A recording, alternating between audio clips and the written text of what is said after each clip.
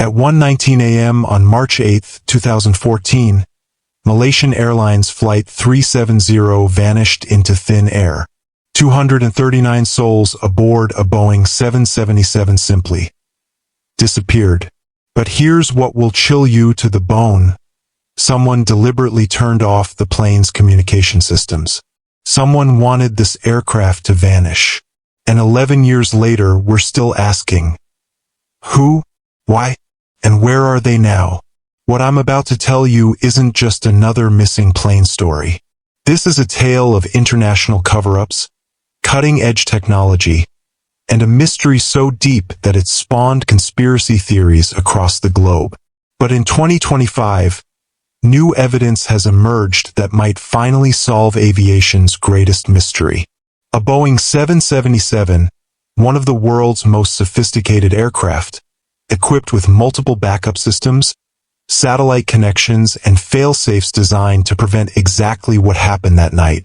Yet somehow, someone managed to make it disappear so completely that it took 4 years just to find the first piece of debris. This isn't a story about mechanical failure or pilot error. It is about deliberate deception on a scale that defies belief. March 7, 2014. Kuala Lumpur International Airport. Flight MH370, a red-eye to Beijing, seemed like any other routine flight. The Boeing 777-200ER was one of the safest aircraft in the sky, with an impeccable safety record spanning decades. This particular aircraft, registration 9MMRO, had been in service for 12 years without a single serious incident. Captain Zahari Ahmad Shah, 53, was at the controls. He was no rookie. This man had over 18,000 flight hours under his belt and had been flying for Malaysian Airlines since 1981. Those who knew him described him as a consummate professional, a pilot's pilot. Next to him sat First Officer Farik Abdul Hamid, 27, who was actually completing his transition training to the 777. This was supposed to be a routine 6-hour flight, one of thousands they'd both completed in their careers. But as 239 people settled into their seats that night, 227 passengers and 12 crew members, none of them knew they were about to become part of aviation history. The passenger manifest tells its own story of normalcy. Business travelers heading to Beijing for meetings, families returning home, tourists beginning their adventures. Among them were 153 Chinese nationals, including a group of artists returning from an exhibition in Malaysia. However, there were anomalies. 2 men traveling on stolen Austrian and Italian passports had boarded the flight. The passports belonged to Christian Kozel and Luigi Miraldi, both of whom had reported their documents stolen in Thailand. Red flag number 1.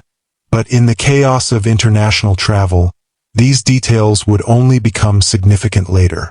At 12:41 a.m., the plane pushed back from the gate. Everything was normal. The pre-flight checks were routine, the weather was clear, and the aircraft was in perfect condition. Captain Shah's last recorded radio transmission came at 1:19 a.m. "Good night, Malaysian 370. His voice was calm, routine, professional. There was no hint of distress, no indication that anything was wrong. But here's where the story takes its first sinister turn. 2 minutes later, at 1:21 a.m., MH370's secondary radar transponder was switched off. This wasn't a malfunction. Transponders don't just fail. Someone deliberately turned it off. Then, at 1:22 a.m., the plane made a sharp left turn, deviating from its planned route to Beijing.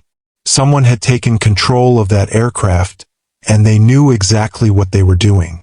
When MH370 failed to check in with Vietnamese air traffic control at 1:21 a.m., alarm bells should have been ringing. But here's where the story gets even more disturbing. It took hours for anyone to realize something was catastrophically wrong. The handoff between Malaysian and Vietnamese air traffic control was routine, but when Vietnam tried to contact MH370, there was only silence. The plane had vanished from civilian radar, but military radar told a different story. Malaysian military radar tracked an unidentified aircraft flying west across the Malay Peninsula. That aircraft? It was MH370. But incredibly, no one intercepted it. No fighter jets were scrambled. The plane was allowed to continue its mysterious journey into the darkness. What happened next defies explanation and reveals the sophistication of whoever was controlling the aircraft. Satellite data from British company Inmarsat showed that MH370 continued flying for nearly 6 more hours after its last radio contact. The plane had been flying on autopilot, heading south over the Indian Ocean, one of the most remote areas on Earth. But here's the part that will make your blood run cold. Someone had systematically disabled the plane's communication systems. The transponder, the ACAR system that automatically sends maintenance data, even the passenger entertainment system that could have provided location data. All of it was turned off in sequence. These weren't random failures. This was deliberate, methodical, the work of someone who knew exactly what they were doing. The ACAR system, which sends regular automated reports about the aircraft's status, had been disabled sometime between 1:07 a.m. and 1:37 a.m. This timing is crucial because it shows premeditation. Someone was preparing to make the aircraft invisible to tracking systems. The fact that this was done before the final radio transmission suggests that the person responsible was buying time, creating a window where they could act without detection. Even more chilling is the route the aircraft took. After turning away from Beijing, MH370 flew back across Malaysia, following established flight corridors to avoid detection. Whoever was controlling the plane knew these routes intimately. They knew how to hide a massive commercial aircraft in plain sight. At 8:19 a.m., 7 hours after takeoff, the satellite received MH370's final signal, an automated handshake between the aircraft and the satellite. Then, nothing. The plane, and everyone aboard, had vanished into the vast expanse of the Indian Ocean. What followed was the largest and most expensive search in aviation history. Countries across the globe mobilized ships, aircraft, and satellites. The search area? A staggering 120,000 square kilometers of ocean, an area roughly the size of Greece. But the initial search was hampered by confusion and misdirection. For the first week, search teams focused on the South China Sea, where the plane was supposed to be. It was only when satellite data was analyzed that investigators realized MH370 had flown in the opposite direction. Precious time was lost, and in ocean search and rescue, time is everything. The multinational search effort involved vessels and aircraft from Malaysia, China, Australia, the United States, and several other nations. The cost was astronomical. Over $150 million would eventually be spent. Deep-sea search vessels equipped with sophisticated sonar systems combed the ocean floor. Autonomous underwater vehicles dove to depths of up to 6,000 meters, searching in conditions that would crush a human body instantly. The search area was expanded multiple times as new analysis refined the possible crash site.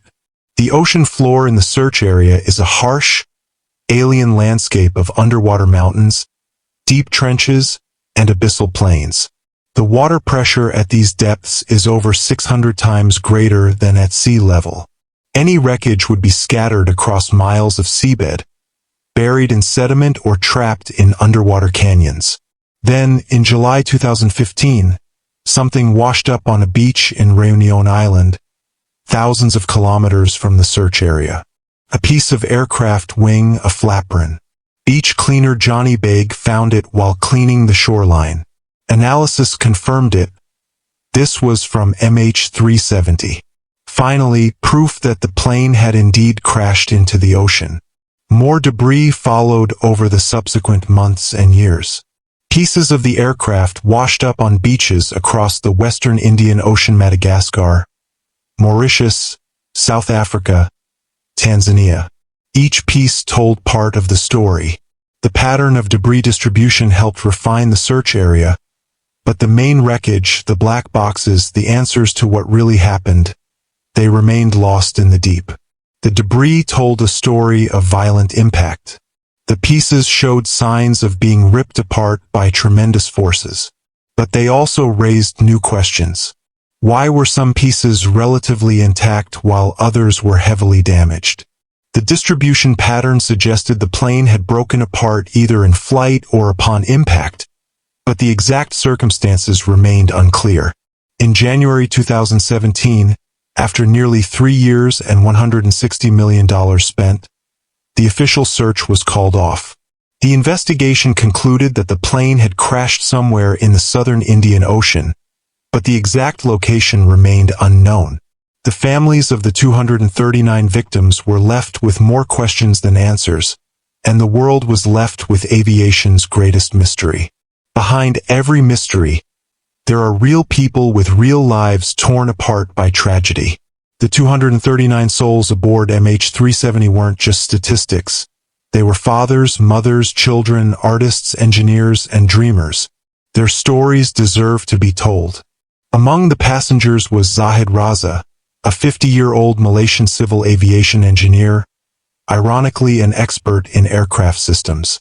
There was also Paul Weeks, a 38-year-old mechanical engineer from New Zealand, who had given his wedding ring and watch to his wife for safekeeping before the flight, joking that he might lose them during his work trip.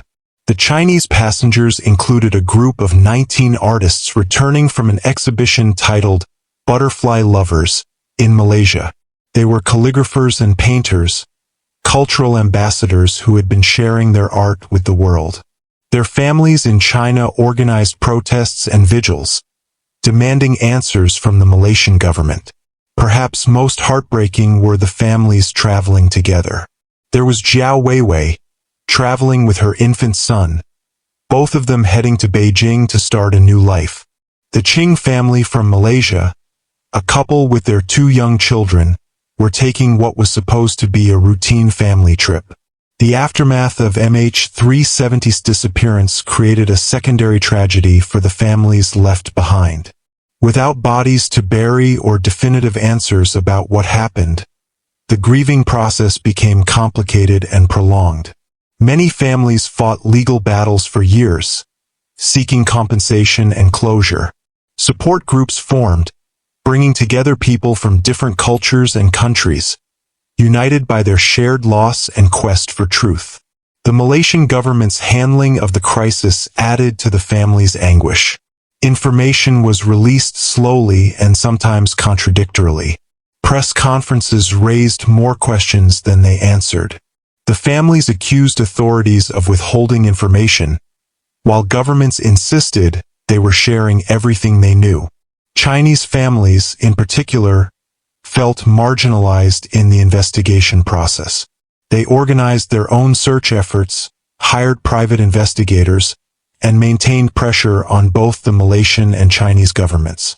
Their persistence kept the story in the international spotlight and contributed to the eventual resumption of search efforts. When official investigations hit dead ends, theories multiply. And MH370 has spawned some of the most controversial theories in aviation history. Let's examine the main suspects and scenarios that have captivated investigators and the public alike. Theory number 1. Pilot suicide. Some investigators believe Captain Zahari Ahmad Shah deliberately crashed the plane. The evidence they point to is circumstantial but troubling. Zahari had a sophisticated flight simulator at home, and forensic analysis revealed he had practiced a route similar to MH370's final path. The route ended in the southern Indian Ocean with fuel exhaustion, exactly what investigators believe happened to MH370. But there's more. Zahari was reportedly going through personal difficulties. His wife had moved out of their family home, and he was said to be despondent about the political situation in Malaysia.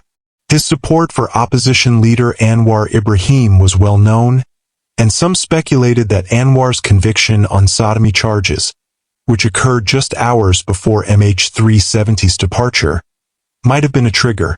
However, those who knew Zaharie personally reject this theory. His friends and colleagues describe him as a devoted family man and a skilled pilot who took pride in his profession.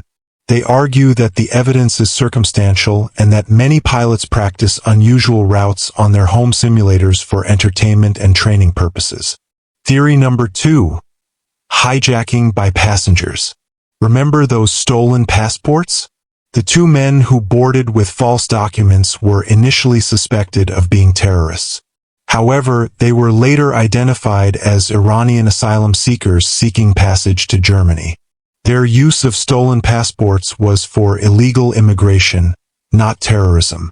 But what if there were other hijackers who weren't identified?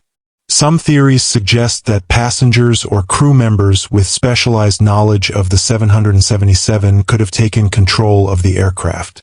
The systematic disabling of communication systems suggests someone with intimate knowledge of the aircraft systems. Theory number 3. Cyber attack.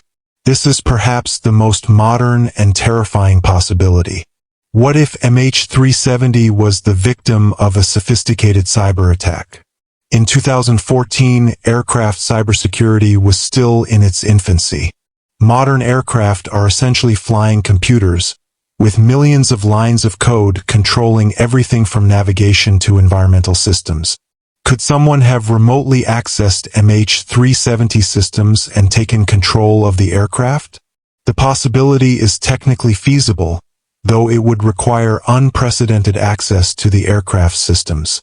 Some experts have suggested that state-sponsored hackers might have been testing new capabilities, using MH370 as a guinea pig. Theory number 4. Cargo conspiracy. MH370 was carrying 20 employees of Freescale Semiconductor, a company that develops microprocessors for military and civilian applications. Some conspiracy theorists suggest that the plane was targeted because of valuable cargo or to eliminate specific passengers who possessed sensitive information. While there's no evidence to support this theory, it highlights the international implications of MH370's disappearance. The passengers represented a cross-section of modern global society: engineers, artists, business people, and families from multiple countries. The truth is, every theory has holes. Every explanation leaves questions unanswered. And that's what makes MH370 so haunting. We may never know the complete truth about what happened in those final hours. But the investigation continues, and new evidence continues to emerge. But just when it seemed like MH370 would remain an unsolved mystery forever, science stepped in.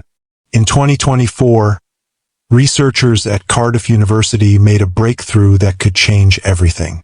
Dr. Usama Kadri and his team discovered something incredible. When large aircraft crash into the ocean, they create powerful underwater sound waves that can be detected by hydrophones, underwater microphones, from thousands of kilometers away. These acoustic signals are distinct from natural phenomena like earthquakes or whale songs. The research was groundbreaking. Dr. Kadri's team analyzed acoustic data from previous aircraft crashes and found that the impact of a large aircraft hitting the ocean creates a unique signature. The sound waves travel through the ocean at approximately 1,500 meters per second, and their characteristics frequency, amplitude, and duration are distinct enough to be identified even among the background noise of the ocean. This was revolutionary. The researchers analyzed over 100 hours of hydrophone data from the time MH370 disappeared. And here's the kicker. They found anomalous signals that don't match geological events. The sound was very loud on hydrophones but seismically weak. The timing was just as MH370 was sinking near the 7th arcade, the curved line that represents the aircraft's final satellite communication. The Cardiff University study represented a new approach to aviation accident investigation. Instead of relying solely on radar and satellite data, investigators could now use the ocean itself as a detection system. The implications extend far beyond MH370. This technology could help locate other missing aircraft and provide crucial data for future aviation safety investigations. But the real bombshell came in early 2025. On February 25, 2025, Malaysia's transport minister announced the start of a new search for MH370 to be conducted by Ocean Infinity, a marine robotics company that had previously searched for the aircraft in 2018. The mission was planned to cover an area of 15,000 square kilometers in the southern Indian Ocean, to be searched over 18 months. This isn't just another search, it's backed by cutting-edge technology and the hydrophone research from Cardiff University. The Malaysian government will pay Ocean Infinity up to $70 million if it can find wreckage or black boxes of MH370. This no-find, no-fee arrangement meant that Ocean Infinity was confident enough in their technology to invest their own resources in the search. Ocean Infinity's approach was fundamentally different from previous search efforts. They deployed multiple autonomous underwater vehicles, AUVs, that could search independently, covering vast areas of ocean floor simultaneously. These robots, equipped with high-resolution sonar and cameras, could operate at depths of up to 6,000 meters and work around the clock. The technology had advanced significantly since the original search. The AUVs could now create detailed 3D maps of the ocean floor, identifying objects as small as a few centimeters across. Machine learning algorithms helped distinguish between natural formations and man-made objects, dramatically reducing the time needed to analyze sonar data. Ocean Infinity dispatched a search vessel in early 2025, equipped with the most advanced underwater search technology ever deployed. The vessel, Seabed Constructor, could deploy up to 16 AUVs simultaneously, essentially creating an underwater search swarm. But then, just as hope was building, something unexpected happened. In April 2025, just weeks after the search began, it was suddenly suspended. The latest search for MH370 has been suspended as it is not the season, Malaysia's transport minister said, less than 6 weeks after the new hunt began. The reason? Weather conditions in the southern Indian Ocean. The search area is one of the most challenging marine environments on Earth, with massive swells and fierce storms during certain seasons. The southern Indian Ocean is infamous among mariners for its extreme conditions. Waves can exceed 15 meters in height, and winds can reach hurricane force with little warning. But the suspension is temporary. Ocean Infinity has committed to resuming the search when weather conditions improve. The company has invested heavily in this operation, and the potential $70 million reward provides significant incentive to continue. The seasonal nature of the search means that the team will return when the Southern Hemisphere's summer provides more favorable conditions. Meanwhile, other technological breakthroughs are emerging that could revolutionize aviation safety. New technology proposed includes a global passive radar using radio amateur test signals. This innovative approach would use existing radio transmissions from amateur radio operators worldwide to create a global aircraft tracking network. The concept is ingenious. Aircraft flying through radio waves create disturbances that can be detected and analyzed. By combining data from multiple radio sources, it's possible to track aircraft anywhere in the world, even if their transponders are turned off. A total of 48 Boeing 777 aircraft flights were detected in all regions of the globe during testing, proving the concept's viability. This revolutionary tracking system could prevent another MH370 from ever happening. The technology would provide continuous global coverage, making it impossible for an aircraft to disappear without trace. Unlike conventional radar, which has limited range and coverage gaps, passive radar using amateur radio signals would provide 24/7 global monitoring. Starting in 2025, the International Civil Aviation Organization will mandate that jets carry enhanced tracking devices. These new systems will broadcast the aircraft's position every minute if they encounter trouble, and every 15 minutes under normal conditions. The data will be transmitted via satellite, ensuring global coverage even over the most remote areas. The regulatory changes represent a direct response to the MH370 tragedy. The aviation industry has acknowledged that the existing tracking systems were inadequate for modern commercial aviation. The new requirements will make it virtually impossible for a commercial airliner to disappear without trace. But technology is only part of the solution. The MH370 investigation has also revealed significant gaps in international cooperation and information sharing.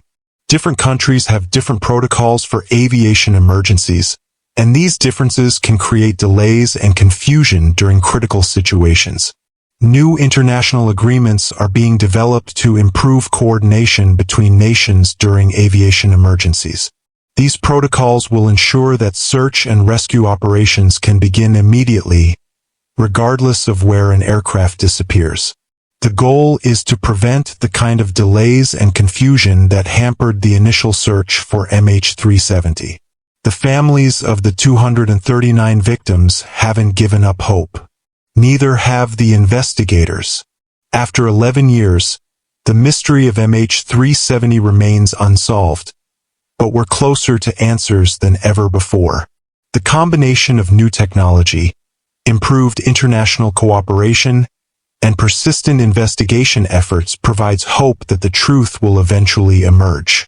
The impact of MH370 extends far beyond aviation safety. The disappearance has influenced popular culture, inspiring books, documentaries, and countless online discussions. It has become a symbol of how even in our connected, monitored world, mysteries can still exist. The case has attracted amateur investigators, conspiracy theorists, and serious researchers, all trying to solve the puzzle. Social media has played a unique role in the MH370 investigation. Crowdsourced analysis of satellite imagery, debris tracking models created by volunteers, and online communities dedicated to solving the mystery have all contributed to the investigation. While much of this amateur analysis has been unhelpful, some contributions have provided valuable insights that professional investigators might have missed.